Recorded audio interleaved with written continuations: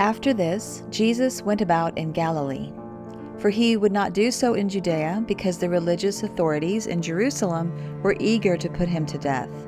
When the Jewish festival of tabernacles was near, his brothers said to him, "Leave this part of the country and go into Judea, so that your disciples, as well as we, may see the work that you are doing.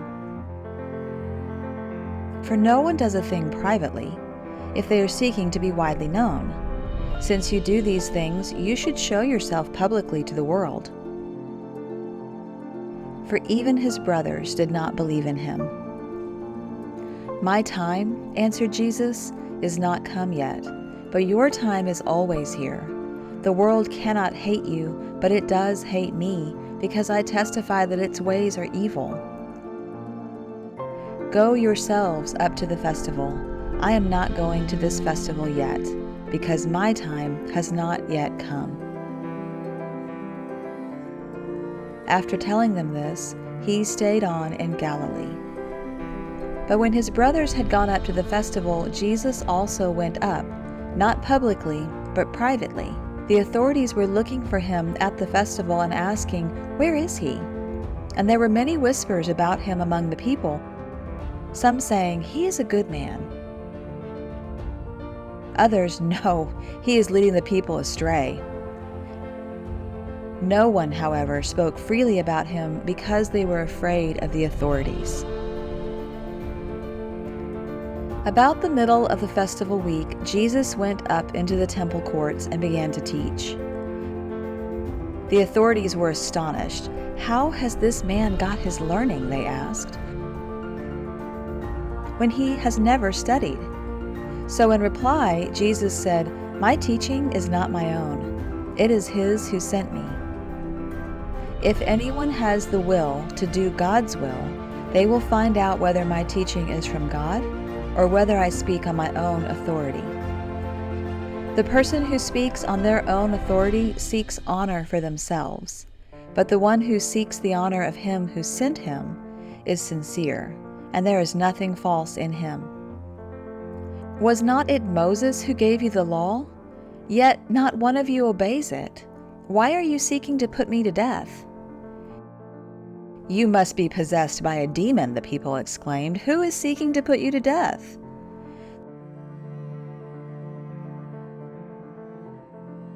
"There was one thing I did," replied Jesus, "at which you were all still wondering. But that is why Moses has instituted circumcision among you. Not, indeed, that it began with him, but with our ancestors, and that is why you circumcise even on a Sabbath.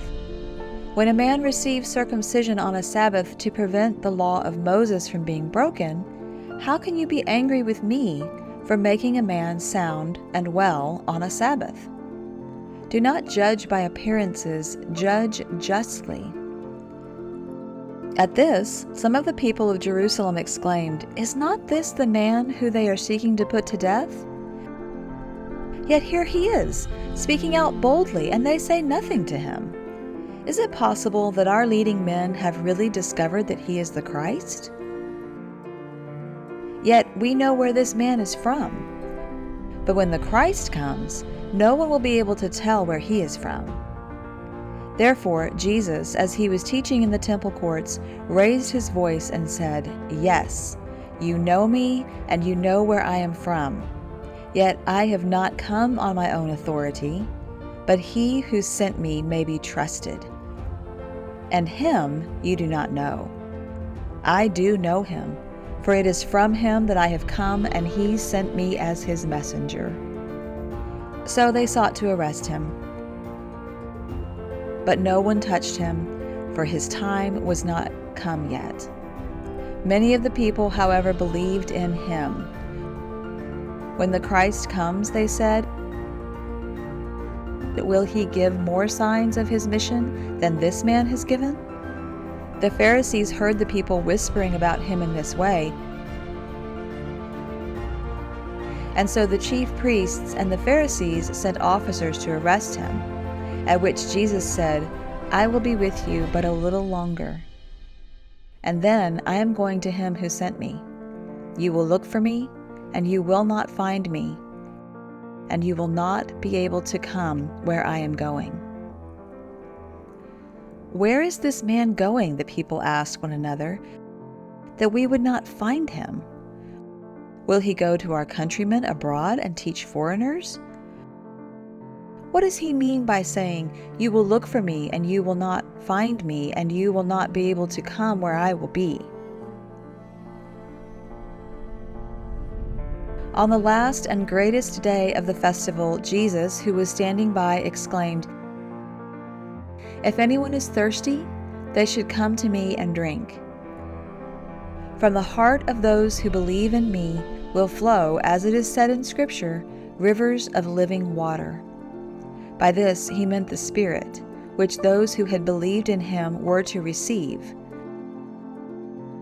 For the Spirit had not yet come, because Jesus had not yet been exalted. Some of the people, when they heard these words, said, "This is certainly the prophet." Others said, "The Christ." But some asked, "What? Does the Christ come from Galilee? Is not it said in Scripture that it is of the descendants of David and from Bethlehem, the village to which David belonged, that the Christ is to come?" So there was a sharp division among the people because of Jesus. Some of them wanted to arrest him, and yet no one touched him. When the officers returned to the chief priests and Pharisees, they were asked, "Why have you not brought him?" "No one ever spoke as he speaks," they answered. "What? Have you been led astray too?" the Pharisees replied. "Have any of our leading men believed in him, or any of the Pharisees? As for these people who do not know the law, they are cursed."